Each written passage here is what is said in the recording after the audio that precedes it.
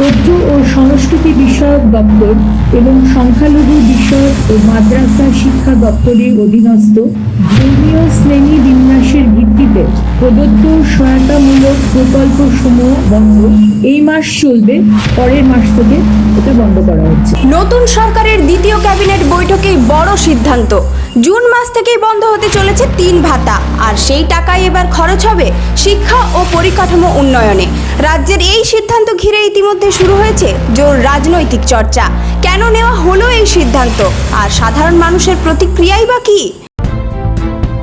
নমস্কার বন্ধুরা, আপনারা দেখছেন voice of Bankura, presented by S sir physics, বাঁকুড়ার নাম্বার 1 ফিজিক্স একাডেমি।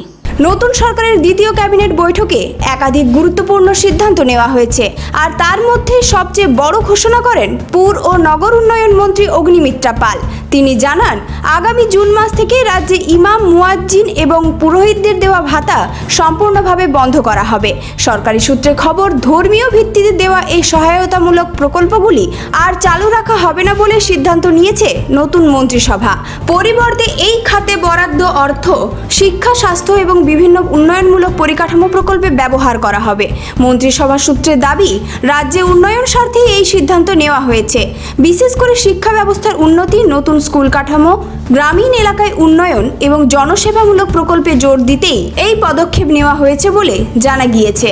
রাজনৈতিক মহলের মতে, নতুন সরকার ক্ষমতায় আসার পর থেকেই একের পর এক বড় প্রশাসনিক সিদ্ধান্ত নেওয়া হচ্ছে, আর এবার ধর্মীয় ভাতা বন্ধের সিদ্ধান্তে রাজ্যের রাজনীতিতে নতুন বিতর্ক তৈরি করলো বলে মনে করা হচ্ছে। এখন সবার নজর আগামী জুন মাসের দিকে। বাস্তবে এই সিদ্ধান্ত কার্যকর হওয়ার পর রাজ্যে কী ধরনের প্রতিক্রিয়া দেখা যায়, আর নতুন উন্নয়নমূলক প্রকল্পগুলি কত দ্রুত বাস্তবায়িত হয়, সেদিকেই তাকিয়ে এখন গোটা বাংলা। এই ধরনের গুরুত্বপূর্ণ খবর সবার আগে পেতে আমাদের চ্যানেলটি সাবস্ক্রাইব করুন, আর ভিডিওটি শেয়ার করতে ভুলবেন না। আপনার মতামত কমেন্টে জানান, আর লাইক শেয়ার করে ভয়েস অফ বাঁকুড়ার পাশে থাকুন।